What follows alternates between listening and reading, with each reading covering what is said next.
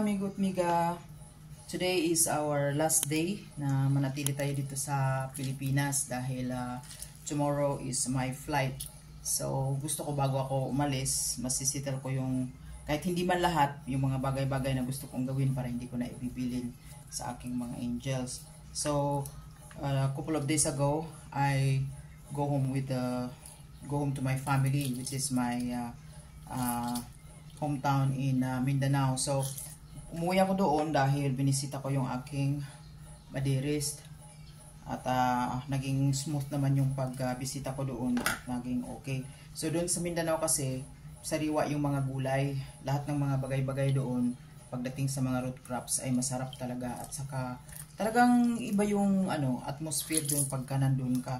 So bago ako bumalik ng Manila, bumili ako ng kalamansi kasi ang kalamansi doon mura. Nagdala din ako ng guyabano, sariwang-sariwa yung guyabano.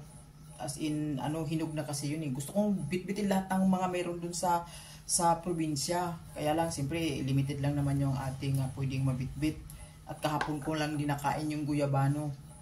Na nagsisimula na nga siyang malanta dahil nga sa ilang days na rin ba dahil wala din akong oras na magkakakain. So ngayon, yung dinala kong kalamansi, medyo marami. Pag ito, pinabayaan lang sa ref ng mga angels ko, hindi to gagalawin. So, ang ginawa ko guys, ay itong mga to, hinihiwa ko. Tapos, i-squeeze ko siya lahat siya, i-squeeze ko siya din, isasalin ko siya sa, katulad ng ganito, marami akong na-squeeze, di ba? So, but I still have here a lot. So, i-squeeze ko to lahat, din ilalagay ko siya sa isang bote or sa mga ganito, ito.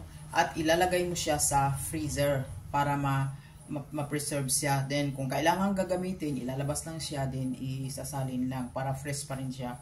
Guys, so kasi pag hindi masasayang lang talaga siya eh. Lahat nga ng pagkain namin dito last New Year, di nagagalaw yung iba kasi nga pagka kinabukasan kumain na naman sa labas. So parang lahat, ay sorry. Gusto kong oh, yo. Sorry. So parang walang masayang. Dapat natin yung mga i-recycle na lang natin yung mga pagkain na natitira. Katulad nito, mayroon pang isa dito na ito yung naggumawa ko ng patatim. Ito ay isang buong patatim as in, hindi talaga nagagalaw until now. Alis na lang ako bukas, hindi talaga nagagalaw dahil kumain pa sila sa labas niya. Then ako, umalis din kasi ako I go to somewhere. So, natira talaga siya, as in buo pa rin talaga. So, ang ginawa ko ngayon, tatanggalin ko siya lahat sa kanyang buto. At hihiwain ko siya ng strips. Hinihiwalay ko siya. As in, buo lang siya na ganyan. Then, ilagay mo lang siya sa freezer. Pag gusto nila na kumain, na ilalabas lang nila din, kukunin nila yun, din i-fry lang. Not totally fry, pero ilagay mo lang siya sa kawali na mainit. Then, ipapcrispy mo siya. Para na yung kung gusto mo, gawin mo siyang sisig na ganyan. Lalabas lang kusa ng mantika niya kasi dahil nga mayroon siyang fats at saka yung kanyang skin. So, hindi na. Kasi sinubukan ko na yan eh. Kaya, masarap siya. Crispy siya pag inano mo. Tapos, lagyan mo lang siya ng kalamansi sa ibabaw. At lagyan mo ng toppings ng sunny side egg. As in, swak na swak siya. Di ko lang siya maipakita na yung video sa inyo because I don't have enough time na dahil dami ko pang gagawin. Maglilinis pa ako bago ako umalis. Tapos, mag-fix pa ako ng aking gamit. Wala na akong oras, lalabas pa ako because I need to meet relatives. So, parang mabilis lang yung panahon eh. Kung pwede nga lang, gusto kong nakaupo lang ko talaga. Ayaw ko nang magagalaw dahil parang yung katawan ko for how many days kasi hindi ako nakakatulog. As in, nung nag-travel nga ako, as in, round the clock wala talaga akong tulog. So, gustuhin ko matulog kagabi ng maaga. Hindi ako makatulog for some reasons, I don't know. Kaya medyo late ako nang gising. Anong oras na ngayon is 12 o'clock. So, hindi din ako sa pagkain dahil siguro nasanay na rin yun ng tiyan ko na bago ako kakain, I need to drink a lot of water before coffee or anything.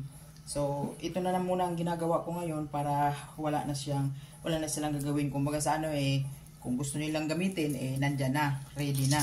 Kasi hindi mo naman masisisi pag ayaw gumalaw, ayaw talagang galawin yan, matatapon lang yan. Maraming pagkain dito sa bahay, natatapon lang dahil nga ayaw galawin eh. I also make sweets, pero wala din. Hindi rin nag-survive. Nanghihinayang kasi ako kapag may mga pagkain na natatapon lang dahil lang hindi mo kaya o ayaw mo nang kainin o may tira-tira. Ayaw ko talaga because alam nyo naman na marami din taong walang kinakain ngayon. So, I don't want to waste food talaga. Kahit sa rice, ayaw ko nung may natitira. Kung magsasaing din, kung kulang, hindi yun na. Tama na yun, at least nakakain ka, di ba?